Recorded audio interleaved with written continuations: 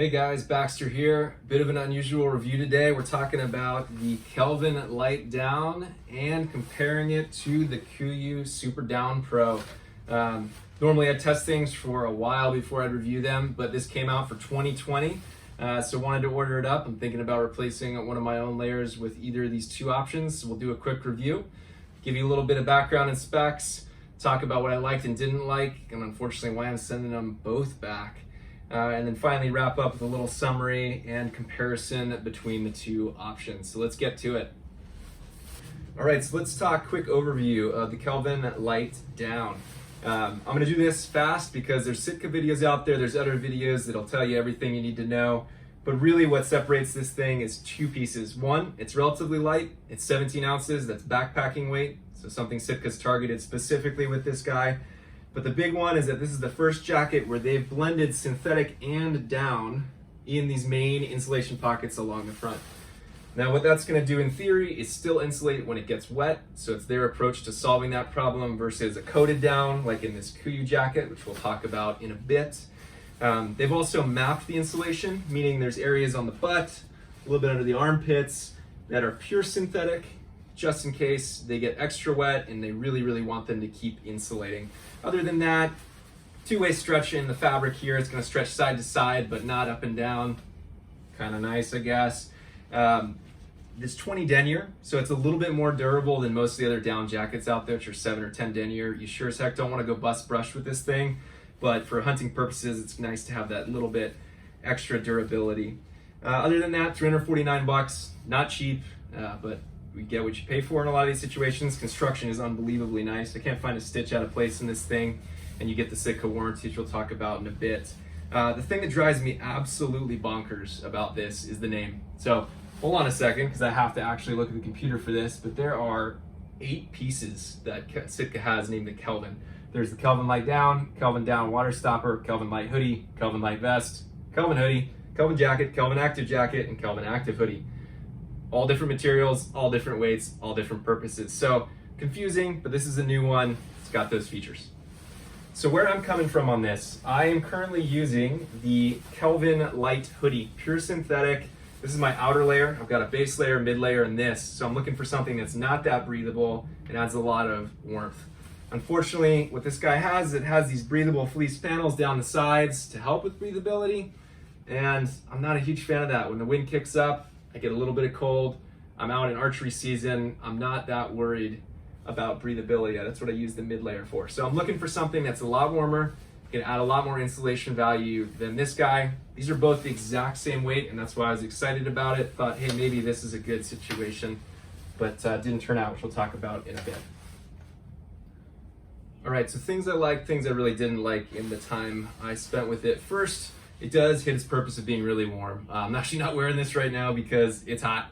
This is definitely a lot warmer than the Kelvin Lite, which is fully synthetic, but you'd expect that from 900 fill down, but it's nice to know. It's not quite as warm as that down WS jacket they've got that's like 23 ounces, but it's somewhere halfway in between those two options. So for what I was looking for warmth, it definitely hits it, which is nice. The fit is also amazing. You can take a look at the video here. Like all Sitka things, it's pretty tailored. Actually, if you're looking for a looser fit, you might even want to size up on this guy. The puffy little Michelin man look of this thing fills a lot of space. I normally go medium tall in Sitka, which I love that fit, but this actually fits me pretty well. It's a little longer in the hem, a little longer in the sleeves, so no big deal. We talked about packability and lightweight, but down just packs so small. It's relatively light at 17 ounces. That's kind of nice. The fabric is good, the durability and the stretchability of it. I'm not as worried about punching a hole in it, especially with the Sitka warranty, but that's just a nice thing to have where you're not worried about every little twig you're gonna touch. Sitka warranty, I've dealt with it a lot. I have a lot of Sitka gear. You're gonna see stuff kind of all back here. Sitka KUIU First Light, I've got gear from everyone, but their warranty is amazing. You have a problem, it becomes their problem. Even if it's your fault, sometimes they fix it and help you. They always have a way for you to get it repaired. Anything Sitka review, I'm gonna bring that up just because it's amazing. It's like a buy and don't worry warranty. That brings me to the things I really don't like about this, which is a bummer. The number one thing is it's loud. It's really loud. I think Sitka was targeting firearms seasons with this, and it would be a good fit for that, but As a comparison, here's a standard synthetic jacket from Arc'teryx. That's kind of the realm there. Here's the Sitka. That's loud. That's really loud. It's loud enough that I had my wife check it out when I was drawing my bow at 30 yards, and she could hear every little thing, even with a weed whacker and stuff running in the background. So that's 100% too loud for archery, which is a real bummer because I will often use the outer layer when I'm sitting there to wallow or I'm hanging out at the night. Shot my elk last year while I was sitting eating dinner. Situation like that, if you drew with this, that elk would hear you and bolt. So unfortunately for me and for archery hunters, I don't think it's a fit, which is a real bummer. But other than that, unbelievable jacket. Second thing I wasn't a huge fan of is a catchy zipper. It seemed like every other time oh, there we go. See how it's caught? It just, no matter what you do, this one's catches again. So there's proper ways to zip things up.